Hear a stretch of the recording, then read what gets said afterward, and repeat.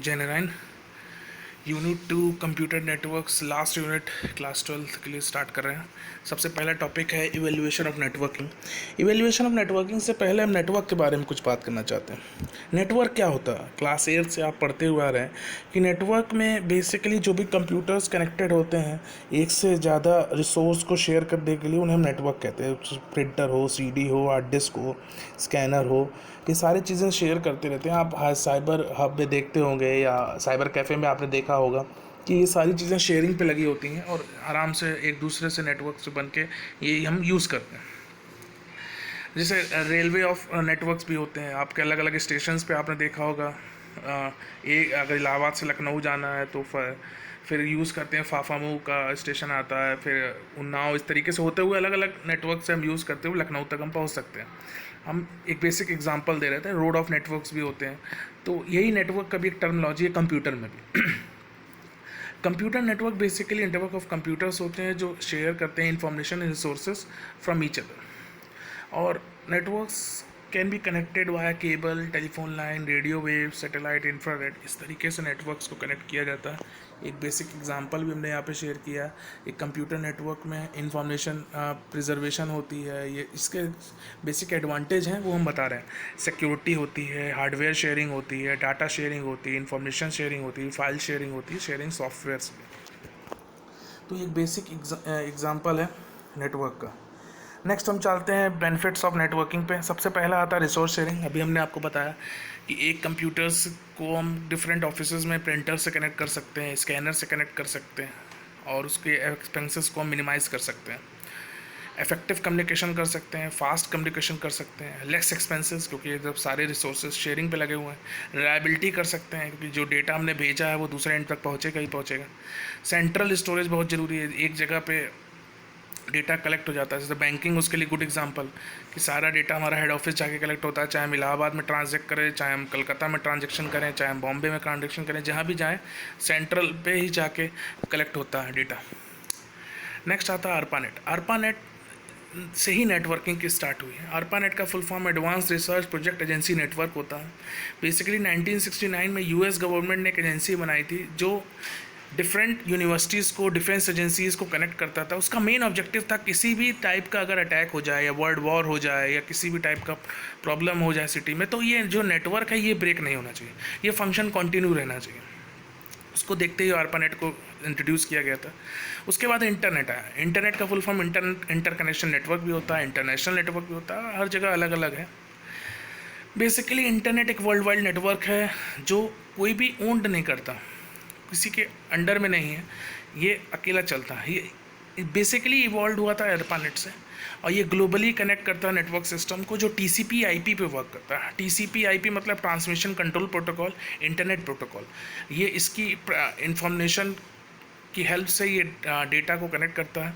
इसमें various services enabled होती हैं, जैसे ईमेल है, ऑडियो वीडियो कॉन्फ्रेंसिंग है, ऑनलाइन मूवीज़, गेमिंग है, डेटा फाइल ट्रांसफ़र है, इंस्टेंट मैसेजिंग है, वगैरह वगैरह। बहुत सारे नेटवर्किंग ट्रांसमिशन का हम यूज़ करके TCP/IP का यूज़ करके हम डेटा को एक जगह से दूसरी जगह तक भेज सकते हैं। नेक्स्ट आता है इंटरस्पेस। इंटरस्पेस एक क्लाइंट सर्वर सॉफ्टवेयर प्रोग्राम है जिसमें मल्टीपल यूज़र्स एक साथ कम्युनिकेट कर सकते हैं, real time audio video conference कर सकते हैं, टेक्स्ट चैट कर सकते हैं और GUI इन्वायरमेंट में, डायनेमिक 3D इन्वायरमेंट रहता है GUI बेस्ड, उस पर हम कॉन्टैक्ट पे काम कर सकते हैं। ये कुछ एवोल्यूशन है नेटवर्किंग के। नेक्स्ट चलते हैं स्विचिंग टेक्निक पे। स्विचिंग टेक्निक का मतलब जो भी ट्रांसमिट हुआ data from source to destination, उसका कुछ लेआउट उन्होंने डिज़ाइन किया होगा। वो बेसिक दो टाइप से डेटा ट्रांसफ़र होता है, पैकेट स्विचिंग से, सर्किट स्विचिंग से। सर्किट स्विचिंग का मतलब जो भी डेटा सोर्स से डेस्टिनेशन तक पहुंचना है उसका complete end to end transmission path design होता है और उसके बाद ही डेटा ट्रांसमिट होता है फ्रॉम सोर्स से डेस्टिनेशन तक। ये सर्किट स्विचिंग का काम है। पैकेट स्विचिंग में ये ठीक इसको उल्टा हो जाता है। जैसे ही सोर्स से पैकेट निकलता है वही एक सिंगल डेटा डिफरेंट पैकेट्स में डिवाइड हो जाता है। 1 2 3 हर अलग अलग पैकेट अलग अलग डायरेक्शन में जा सकता है। ये भी हो सकता है कि एक पैकेट सेम डायरेक्शन में जा रहा हो, दूसरा पैकेट भी सेम डायरेक्शन में जा रहा हो, लेकिन जो डिफरेंट पैकेट्स होते हैं वो अलग अलग डायरेक्शन, एक से ज़्यादा रूट फॉलो कर सकता है पैकेट, ये बिल्कुल सिमिलर बात है। लेकिन पैकेट जब डेस्टिनेशन तक पहुंचता है तो उसको रीअसेंबल किया जाता है। रीअसेंबल करने के बाद ये देखा जाता है कि वो पैकेट कोई लॉस्ट नहीं हो गया या कोई ख़राब नहीं हो गया। जो ख़राब हो गया उसको या लॉस्ट हो गया उसको वापस सोर्स से मांगा जाता है, और वैसे ही वो डायरेक्शन फॉलो करता है पैकेट डेस्टिनेशन तक पहुंचने के बाद। उसके बाद डेस्टिनेशन पे वो असेंबल होता है टीसीपी आईपी की हेल्प से, देखिए। उसके बाद वो यूज़र को मिलता है। इस तरीके से पैकेट जाता है अलग अलग डायरेक्शन में। देखिए हमने कलर भी दे दिया है, ग्रीन है, ऑरेंज है, ब्लू है, तो अलग अलग कलर से पैकेट्स जा रहे हैं अपने अपने डायरेक्शन, लेकिन पहुंचना उसका काम डेस्टिनेशन पे अलग अलग रूट ट्रैवल करके वो पैकेट्स पहुंचता है। तो नेक्स्ट चलते हैं डेटा कम्युनिकेशन टेक्नोलॉजीज़ पे। सबसे पहला आता है कम्युनिकेशन चैनल या ट्रांसमिशन मीडिया। देखो ट्रांसमिशन मीडिया का मतलब जो भी पैकेट या जो भी मेरा कम्युनिकेशन होना है वो या तो वायर होगा या तो वायरलेस होगा। सोर्स से डेस्टिनेशन तक अगर हमें पहुंचना है या तो हम दो ही मीडियम से पहुंच सकते हैं, या तो वायर्ड मीडियम से पहुंच सकते हैं या वायरलेस मीडियम से पहुंच सकते हैं। इसी को हम ट्रांसमिशन मीडिया कहते हैं। नेक्स्ट आता है बैंडविथ। बैंडविथ क्या होता है? द अमाउंट ऑफ डेटा, जो भी अमाउंट ऑफ डेटा हमने ट्रांसफ़र किया है वन पॉइंट टू अनदर, अब वो नोड टू नोड हो सकता है, वो एक सोर्स से डेस्टिनेशन तक हो सकता है, वो जैसा भी हो सकता है।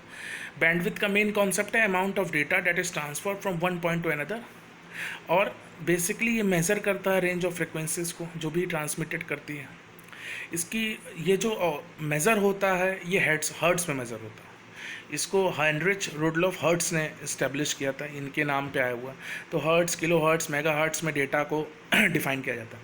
आप जब भी मोबाइल में अपने इंटरनेट चला रहे होते हैं तो ऊपर स्पीड भी देता है, kbps, mbps, तो मैं कभी कभी HZ भी देता है, हेड्स भी देता है। तो इस हिसाब से डेटा की फ्रिक्वेंसी को हम मेज़र करते हैं, और ये वन बेसिक जो होता है 1 साइकिल पर सेकंड, कितना एक सेकंड में कितनी साइकिल फ्रिक्वेंसी की चली, वो बैंडविथ कहलाता है। Data transfer rate, DTR basically amount of data जो डिजिटल फॉर्म में एक प्लेस से दूसरी प्लेस तक मूव किया in a given time in the network is called data transfer rate. हमेशा मेगाबिट्स पर सेकंड में ही इसको बात की जाती है। Bits per second, bytes per second, kilo bits per second, kilo bytes per second, megabits per second, megabytes per second, gigabits per second, gigabytes पर second, terabits पर सेकंड, टेराबाइट्स पर सेकंड। ये बेसिक टर्मिनोलॉजी है जो हम DTR को use करते समय यूज़ करते हैं। जो आज के लिए इतना ही। जो भी क्वेश्चंस होंगे उसको आप ज़रूर पूछिएगा। Thank you.